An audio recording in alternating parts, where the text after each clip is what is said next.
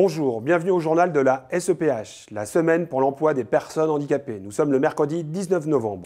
Pour pouvoir sensibiliser les salariés de demain, quoi de mieux que de sensibiliser les enfants aujourd'hui?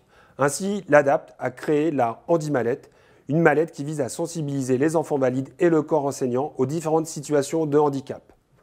Reportage à Cambrai dans la classe du collège Lamartine. Alors vous êtes ici au collège Lamartine, qui est un des 4 collèges de Cambrai. Collège qui accueille un peu moins de 500 élèves, dont certains scolarisés au titre de l'ULIS, unité localisée pour l'inclusion scolaire, qui accueille notamment des élèves avec des troubles des fonctions motrices. Dans le cadre de la semaine pour l'emploi de la personne handicapée, l'ADAPT nous a proposé d'accueillir une opération de sensibilisation, l'opération Handi-Mallette, pour faire découvrir aux jeunes valides, de les mettre en situation de comprendre ce que peuvent ressentir leurs camarades en situation de handicap. Donc la Handi-Mallette est un outil pédagogique sous forme de valise qui peut rassembler plusieurs documents, donc des livres, des vidéos, des outils pédagogiques du type des gants pour pouvoir faire manipuler les enfants des crayons, des stylos, des pièces de monnaie. Et l'idée est vraiment de mettre en situation les enfants pour pouvoir découvrir quelles capacités ils doivent déployer pour surmonter un déficit, une déficience, qu'elle soit auditive, visuelle, sensorielle. Et les handicaps moteurs peuvent aussi être mis en lumière grâce à des ateliers avec des fauteuils, donc là qui ne sont pas dans la mallette, mais qui peuvent être ajoutés par des partenaires qui nous mettent à disposition des fauteuils.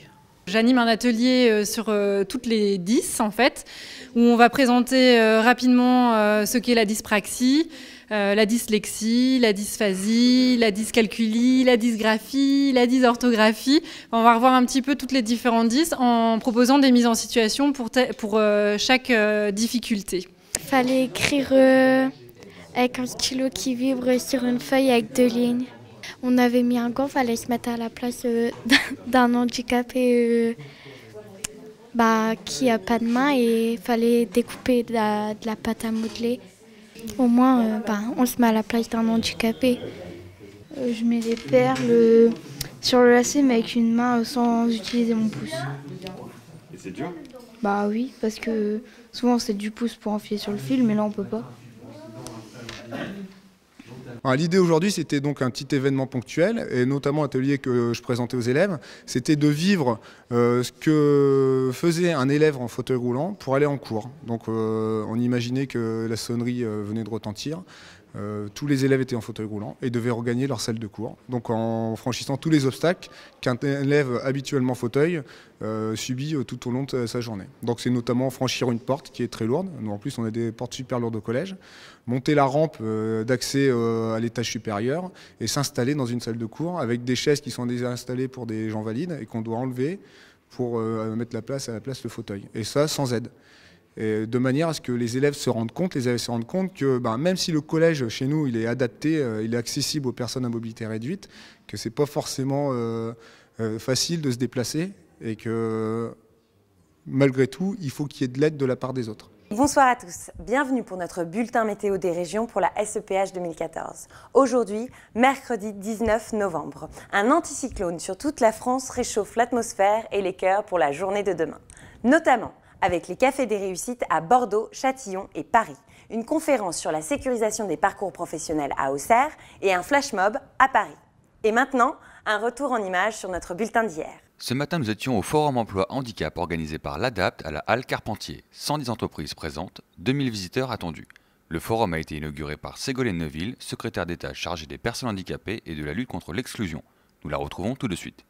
C'est une semaine très importante, effectivement, pour que la société prenne conscience déjà, que les personnes qui ont une reconnaissance handicap, elles peuvent travailler, elles peuvent apporter évidemment, beaucoup de compétences, beaucoup d'expérience.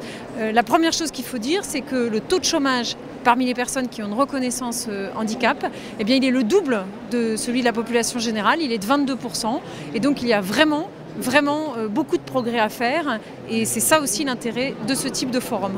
Il y a un certain nombre d'entreprises qui travaillent avec ce qu'on appelle la responsabilité sociale de l'entreprise et qui nous disent très bien qu'en réalité, employer une personne qui a un handicap, c'est au contraire faire progresser l'entreprise parce que ça fait les collaborateurs qui travaillent, les collègues qui travaillent avec la personne, eh bien, voient les choses de façon différente. Et puis surtout, la personne avec son handicap, pour qu'elle soit arrivée dans ce poste-là, bien souvent, il a fallu qu'elle ait beaucoup de volonté, beaucoup de ténacité. Et ça aussi, eh bien, c'est des critères qui peuvent faire avancer l'entreprise.